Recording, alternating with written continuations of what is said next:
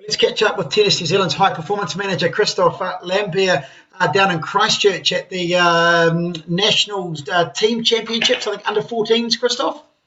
It's under 12 and under 12. 14. Yeah, and how's that going down there this week? That's going very well. It's a nice event, and the kids love that in this individual sport to have the possibility to play as a team, and it's really great also to have a coach on the chair. So the kids are learning a lot while they're competing. So that's all what we want for them.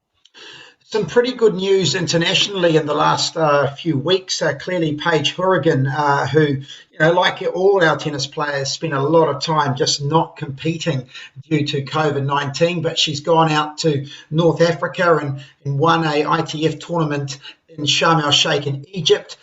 She's been in Tunisia these last couple of weeks and made the quarterfinals last week and won the doubles. And this week, just overnight, she's won the singles title there. So 2 titles in 3 weeks for her in singles. That's 4 now for her at ITF level. So good signs for Paige Hourigan. Yeah, it's really good. She deserved that. She changed a lot the way she trains, the way she thinks about tennis.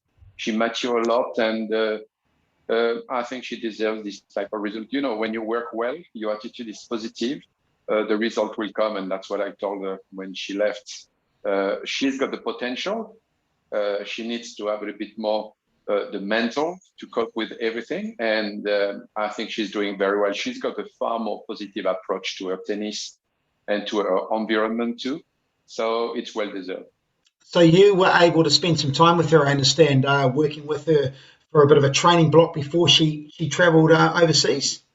Yeah, she came to our national base in Albany and worked with all the teams. So I was mostly with her in a one-to-one, and she was joining a group with Matt Alexander and our Davis Cup captain, Alistair Hunt. And she was playing with Jed Lewis, with Sasha Situ, with Vivian Young. And also on the fitness side, she worked with Emily Carter. So yeah, she joined us, but to be honest, she spent 3 weeks with us there, but she's done a very good job with her private coach, John Garner in Wellington and also in Nelson or Whanganui when she's there. So it's a very good team work, and I think that's what we need to remember for New Zealand. When we are all good together, we can produce some very good results. Okay, so for her, what is the key, do you think? And she's going to have a week or so off. She's going to the States and then heading to Ecuador for a couple of 25K tournaments there on the ITF circuit. What do you think she needs to do to I guess, get to the next level? Because her ranking will go probably to career high. She'll get into the 300s or somewhere thereabouts after these results get, these ranking points get added. But obviously you want her to get much higher than that. Yeah, well, I'm not sure she's going to go that high. It's very tough with the new way they calculate the points to go high. But that's not really what is important. For the players, winning tournaments is the goal. Paige has the potential. She has the potential to be in a 200 overnight, I would say. She needs to believe in herself, truly. She needs to accept she can make mistakes and be positive, but she's on the way, and that's why I like the way she is as a young lady. She's mature. Kids because I'm too old, but the young players, they're going through some phases, and it's very difficult. It's a very competitive environment, and everybody is expecting you to perform. And she didn't handle that very well, all the pressure, and you can see that she's got a bad week, and then she starts to think too much. The good thing is now she's reaching out, for help and try to implement what, we are telling her.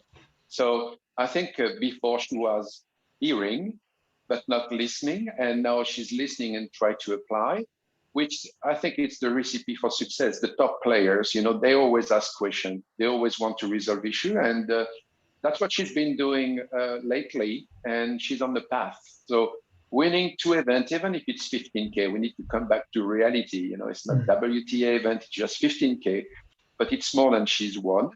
And her level of game, and what I liked when we were speaking about her match, she said, I didn't play well, but I won the match. And I said, that's important. In the past, she would have gone only negative. My backhand doesn't work. My forehand doesn't work. There, she can see that she's performing, and she improved from match to match. Her serve doesn't work in the semis or in the quarter, then just a little wear, boom, and the serve is better on the final, So that's why I like working with players like this. They should all be like this. They want to resolve problems and implement, and that's what she's doing. And the reason why she's not higher is because she didn't do that in the past, and she's doing it very well now. So yeah, she deserves it. Good stuff. Good to hear. Now, before I let you go, a couple of other things. Some of our younger players, Corbin Crowther, Jack Loughty, and Vivian Yang have been have been over in Australia. So now the bubble's open, they've been able to get over there to get some good competition. How have they been performing? Yeah, they're performing very well because they arrived, and Vivian arrived 2 days after. She was on the court on the clay, and she hasn't played on the clay. Corbin went to Europe 1.5 years ago, didn't win one match on the clay, and then he won, one-money tournaments, and then went in the semis on the clay. So it's very important for them to compete. They've been training, as I was saying, we are professional practicer in New Zealand. They don't compete, and the number of competition we've got in New Zealand is not high enough. The number of players competing at this level is not high enough for them going overseas. It's very important.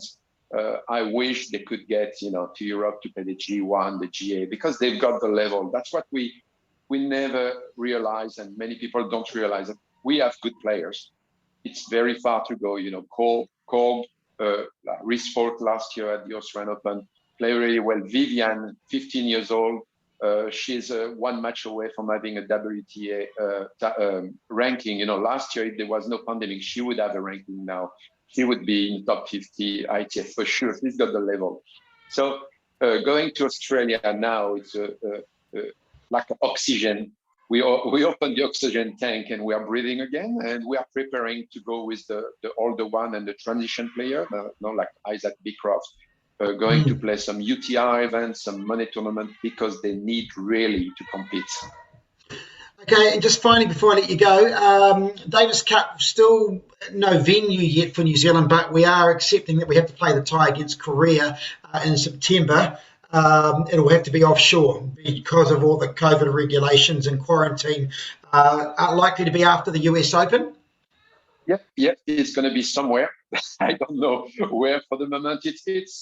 It's really tough. Like for my first year as a high performance director, I think I got everything. And organizing a tie abroad is not that easy. We have all our team at Tennis New Zealand working very hard. I tried to contact people. We had a place at one stage, but it was really expensive. We had a meeting with the players last week on Zoom with all the Davis Cup players who played in 2019.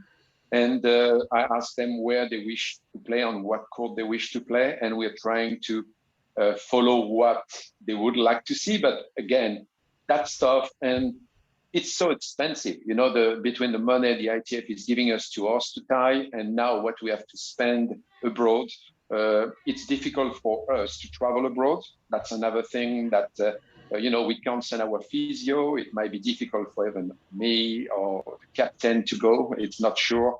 The players in New Zealand leaving, they need to have the MIQ to come back in 2 weeks, which is totally normal. That's why we're safe in this country. But it's add a lot of pressure, I would say, on my shoulder. We have the guys, the older guys, who the double player will be at the US Open, so it's fine.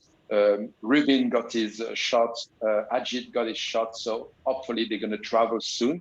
And sadly, we have to stay away for quite a while. So I hope we have more players, some players from the university like Finn Reynolds who could play. I wish the border was open so we could have a full team competing, but it might be tough. And it's the same thing for the Korean. We don't know who's going to play. Many guys, I think only one player has been playing lately. So we will see. Yes, interesting times. A lot to talk about. We'll have this conversation again soon, but today it's all probably about celebrating Paige Hourigan's success. And we'll catch up with you. Enjoy the rest of your time in Christchurch. Christophe Lambert, Tennis New Zealand's High Performance Manager. Thank you. Thank you, Matt.